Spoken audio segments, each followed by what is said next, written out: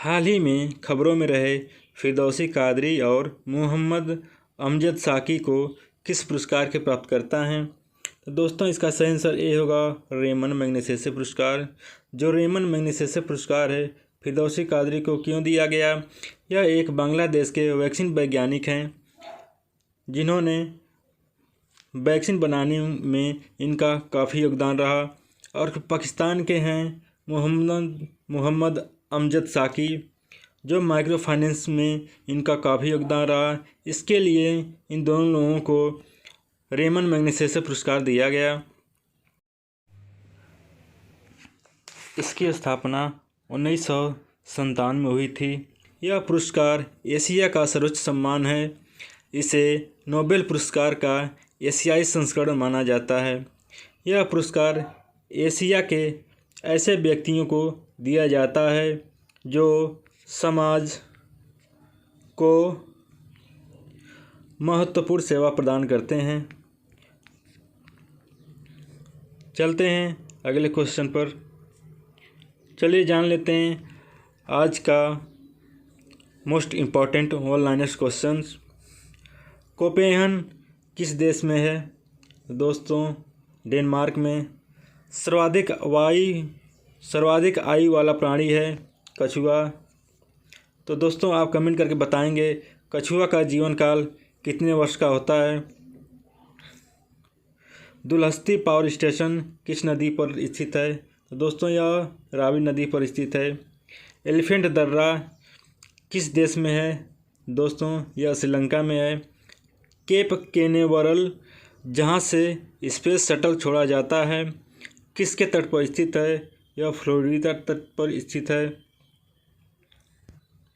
भारत के किस स्थान से दो महत्वपूर्ण नदियां निकलती हैं जिसमें एक अरब सागर की तरफ तथा दूसरी बंगाल की खाड़ी की तरफ बहती है? तो दोस्तों इसका सही आंसर अमरकंटक है।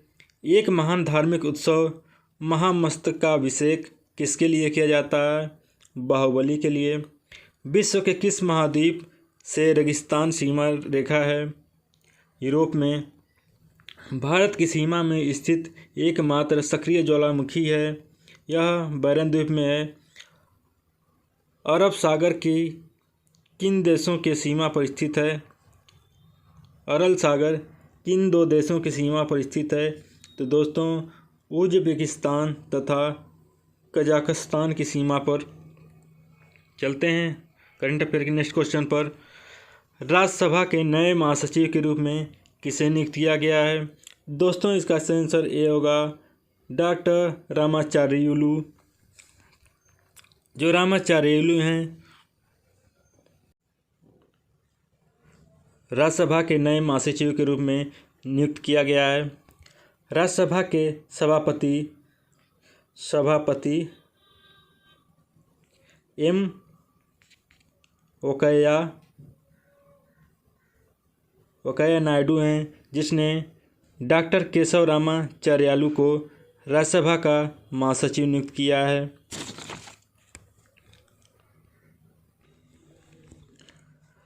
जो डॉक्टर रामाचार्युलू हैं यह देश दीपक का स्थान प्राप्त किए हैं। देश दीपक इससे पहले 4 साल से महासचिव के रूप में कार्यरत थे। सचिवालय के अनुसार उस सदन के कर्मचारी हैं। जापाड 2021 नामक बहुराष्ट्रीय सैन्य अभ्यास किस देश में आयोजित किया जा रहा है? तो दोस्तों इसका सही आंसर रूस होगा।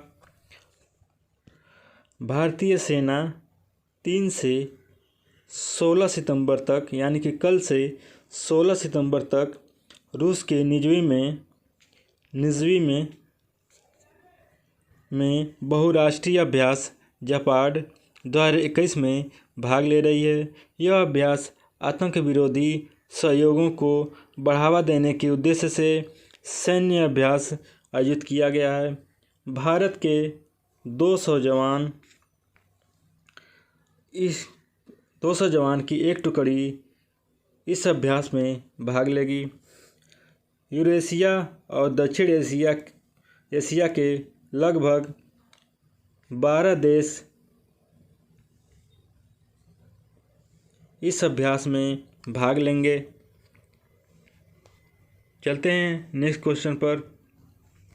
केंद्रीय प्रत्यक्ष कर बोर्ड के अध्यक्ष के रूप में किसे नियुक्त किया गया है? दोस्तों, इसका सही आंसर सी होगा, जे.बी. महापात्रा।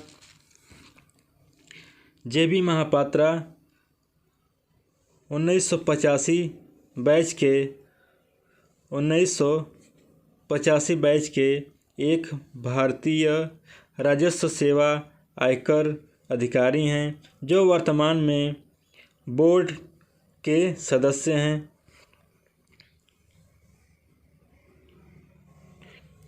किस राज्य ने स्टार्टअप क्षेत्र को बढ़ावा देने के लिए सार्वजनिक निजी भागीदारी इनोवेशन मिशन लॉन्च किया है? तो दोस्तों, इसका सही आंसर डी होगा, Punjab. Innovation mission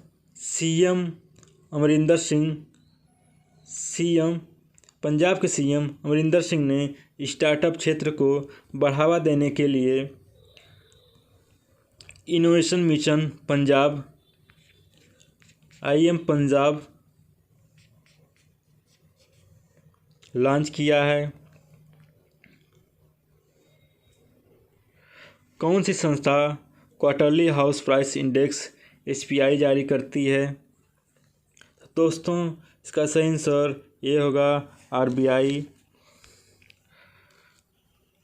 reserve bank 10 प्रमुख शहरों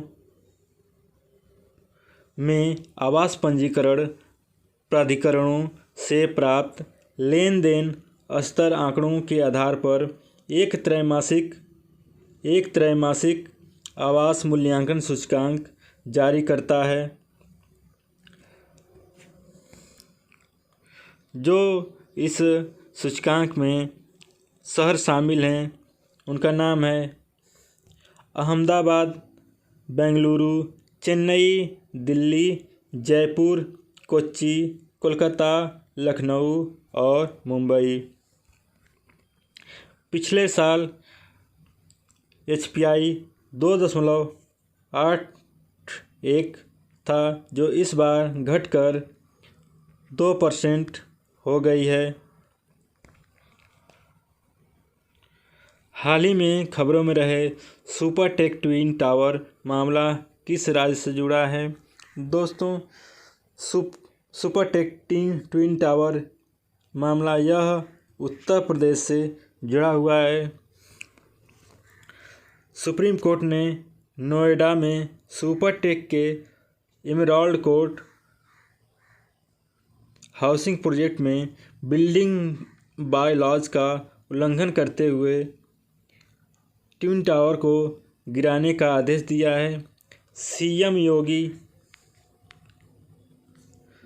योगी दोषी अपराधियों के खिलाफ जांच और सख्त कार्रवाई करने की मांग की है। टोक्यो पैरा ओलंपिक में पदक जीतने वाले मरियप्पन थंगावेलु और शरत कुमार किस खेल से संबंधित हैं? दोस्तों, यह लंबी कूद खेल से संबंधित हैं। रजत और कांस्य पदक जीते मरियप्पन थंगावेलु ने रियो पैरा ओलंपिक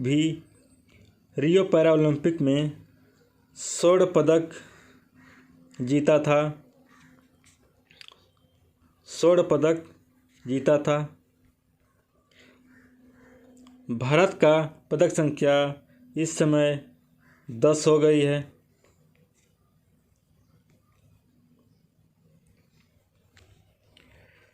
किस देश ने टेक कंपनियों को वैकल्पिक भुगतान प्रणाली की पेशकश करने के लिए बाह्य करने के लिए दुनिया का पहला कानून पारित किया है? दोस्तों, इसका सही आंसर डी होगा, दक्षिण कोरियाई सांसदों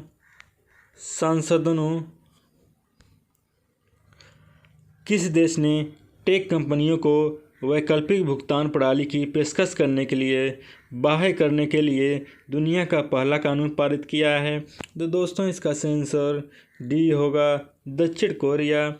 दक्षिण कोरियाई सांसदों ने गूगल और एप्पल जैसी कंपनियों को अपने ऐप स्टोर पर वैकल्पिक भुगतान प्रणाली की पेशकश करने के लिए मजबूर की।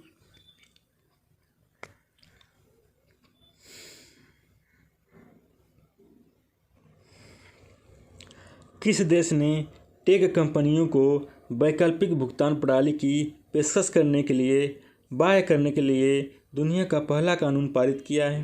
तो दोस्तों इसका सही आंसर डी होगा, दक्षिण कोरिया। दक्षिण कोरियाई सांसदों ने गूगल और एप्पल जैसी कंपनियों को अपने ऐप स्टोर पर वैकल्पिक भुगतान प्रणाली की पेशकश करने के लिए मजबूर करने के लिए दुनिया का पहला देश बन गया है।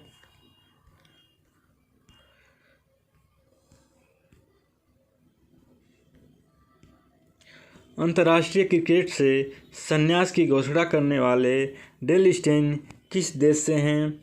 दोस्तों यह क्रिकेटर दक्षिण अफ्रीका से हैं।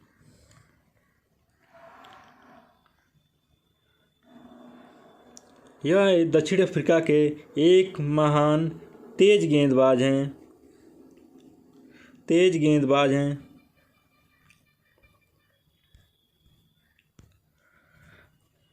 16 साल के बाद संन्यास लेने की घोषणा की है।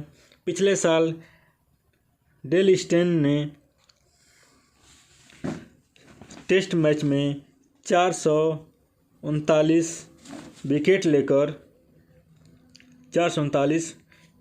लेकर दक्षिण अफ्रीका के सबसे ज़्यादा विकेट लेने वाले गेंदबाज हैं।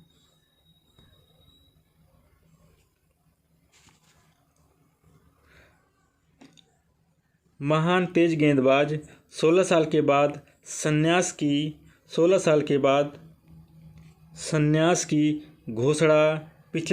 घोषणा किया है। दक्षिण अफ्रीका के महान तेज गेंदबाज 16 साल के बाद संन्यास की घोषणा किया है। पिछले साल टेस्ट मैच में इन्होंने 439 विकेट लेकर दक्षिण अफ्रीका के सबसे ज़्यादा विकेट लेने वाले गेंदबाज के रूप में संन्यास ले रहे हैं। इन्होंने अब तक 93 टेस्ट, 125 वनडे और 47 T20 मैच खेल चुके हैं। दोस्तों 4 सितंबर की महत्वपूर्ण घटनाएं जो इतिहास में दर्ज की गई हैं। 1665 में मुगलों और छत्रपति शिवाजी महाराज के बीच राजा जयसिंह संधि पर हस्ताक्षर हुए। 1888 गांधी जी ने इंग्लैंड के लिए समुद्री यात्रा शुरू की। 1944 में द्वितीय विश्व युद्ध के दौरान ब्रिटिश सैनिकों ने बेल्जियम के एंटवर्प शहर में प्रवेश किया। 1946 में भारत में अंतरिम सरकार का गठन हुआ। 1985 में 73 सालों के बाद समुद्र में डूबे जहाज टाइटैनिक की तस्वीरें सामने आई थीं। टाइटैनिक दुर्घटना में इस जहाज़ पर सवार लगभग 1500 लोग मारे गए थे। पैरा ओलंपिक खेलों में गिरीश होसंगारा नागराजेगौड़ा ने भारत को पहला पदक दिलाया